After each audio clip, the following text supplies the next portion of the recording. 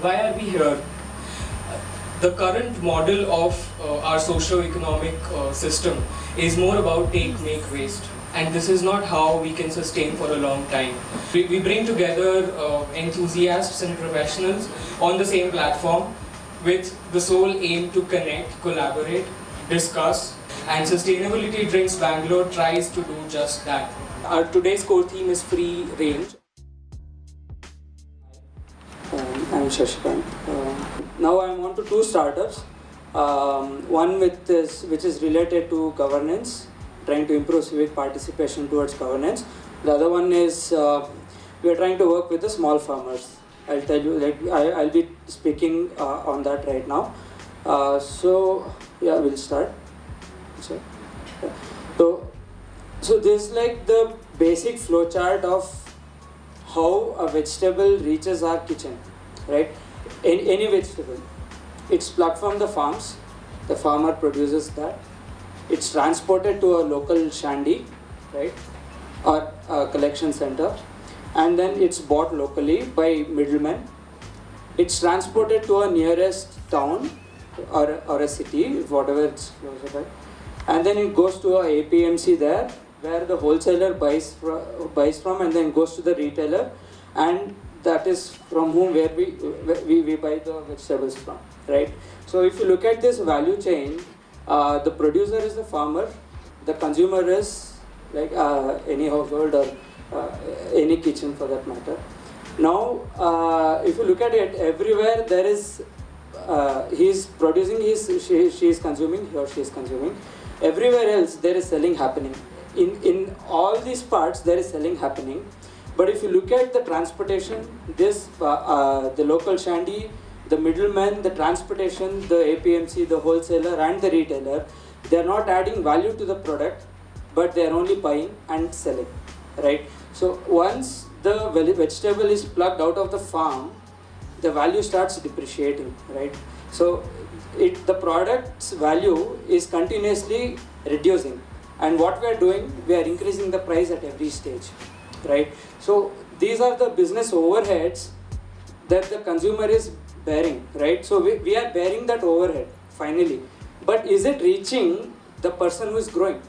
It is not. So it is only reaching all the traders in between, right? Who just buys, takes it from one hand and gives it to another, right? So if the farmer who is growing is a huge, right? If they have like 30-40 acres or like say 50-60 acres of land, he can somehow sustain because he has got volumes to justify, right? Now what if that person who is growing has only 5 acres of land, right? So he is not able to provide volumes. Can you just go to get to this and yeah. So I am an engineer.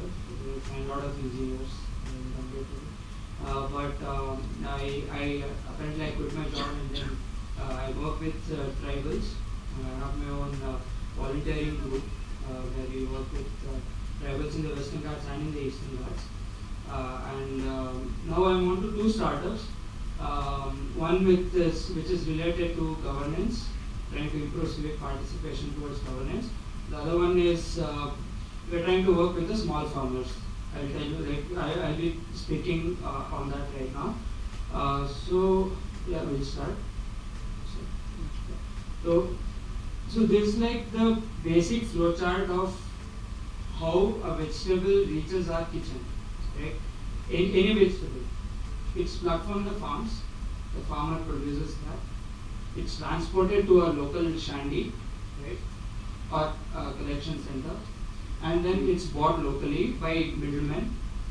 It's transported to a nearest town or a city, whatever it's close by, and then it goes to a APMC there, where the wholesaler buys from, and then goes to the retailer, and that is from whom we buy the vegetables from, right?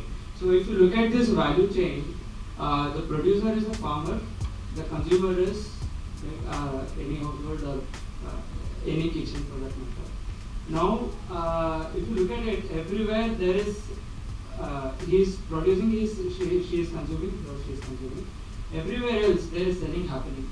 in all these parts there is selling happening.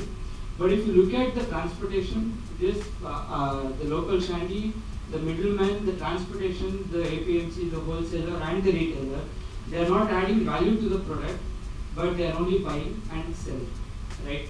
So once the vegetable is plucked out of the farm, the value starts depreciating, right?